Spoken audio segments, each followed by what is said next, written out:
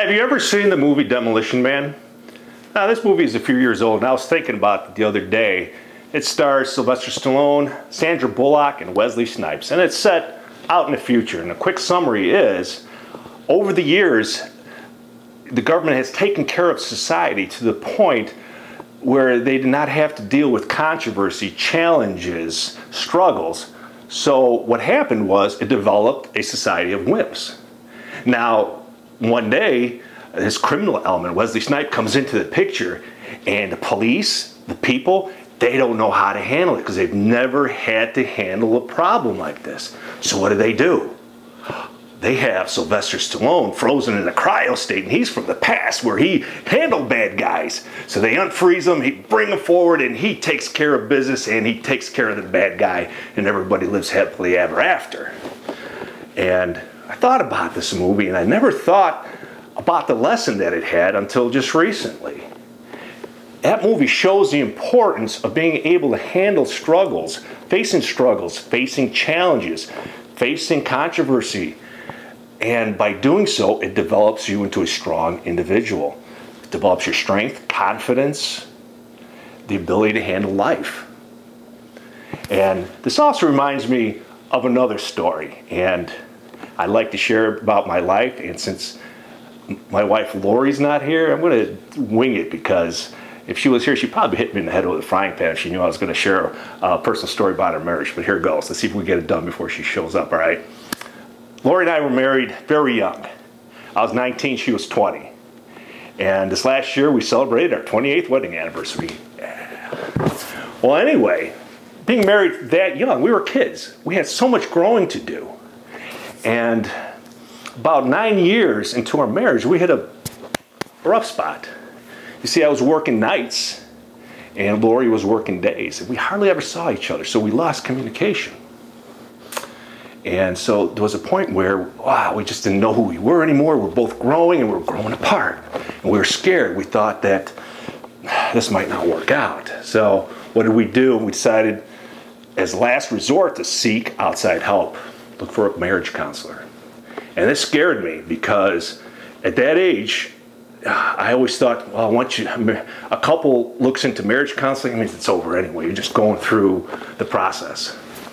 Well, anyway, we looked through the yellow pages for a counselor in the area, and we come across this guy. We're like, well, says he practices the philosophy of men are from Mars and women are from Venus.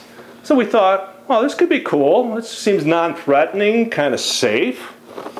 Let's do it. So we made the call, made the appointment, show up in his office. He brings us in, sits us on opposite ends of the room in two different couches. Then he proceeded to sit off to the right with his little notepad. He was going to take some notes. So one of the exercises we were doing was a little verbal interaction, where an example was, I'd say something like, Lori, when you say this, it makes me feel like this. And then she would come back and say, Slawek, well, when you do this, it makes me feel like this. And so we're going back and forth and going back and forth. Now, the next thing I know is Lori's not looking at me anymore. She's kind of looking off the right where my counselor is. I'm thinking, okay, what the heck's going on? A little moment later, I see her doing this, like to signal me to look over. So I look over at our counselor, and he was sound asleep. I kid you not. He was asleep during our session. And I was shocked. And folks, if that's not a sign that you're living a boring-ass life, here's your sign. Well, anyway, we stopped what we're doing, and we're just staring at him. And finally, he comes to, he's all startled, and he continues on with the session like nothing happened. Not, oh, I'm sorry, I had a rough day, or sorry, you guys were just boring me to death. Nothing. He just continues on. And I'm very angry, and so I'm continuing on with the session with a little reluctance. Well, a few minutes later, the phone rings, and he gets up to answer it right in the middle of our session. I want to remind you, this is something that's very important to Lori and I. This was our first ever marriage counseling session. We were scared. We thought our marriage might not make it. And he gets up to answer the phone. And I could see Lori's face turning red, and I was getting redder and angrier by the second. You know, come to think of it, that was probably the first time in weeks where we were on the same page, so maybe this was a new type of counseling method that, hey, maybe worked a little bit. But anyway, this is what happens next. And I don't know if you've ever seen the old Dick Van Dyke, Mary Tyler Moore show, Dick Van Dyke show, black and white. People my age, you know, you'll probably remember it. You won't want to admit it. But there's a scene, they always show either before the show or right after the trailer, where they show Rob, I think that was his character named Rob Petrie, walks through the door from work, and I don't know if Mary Tyler Moore might have moved the furniture up, but he flips over the couch and into the living room. Well, a counselor hangs up the phone, and he turns around, and he flips over the couch that Lori's sitting on and flops onto the ground. And he's right in front of me. And I'm looking at him with my eyes wide open, and I'm thinking, buddy, you might have come from Mars, but you just landed on Uranus.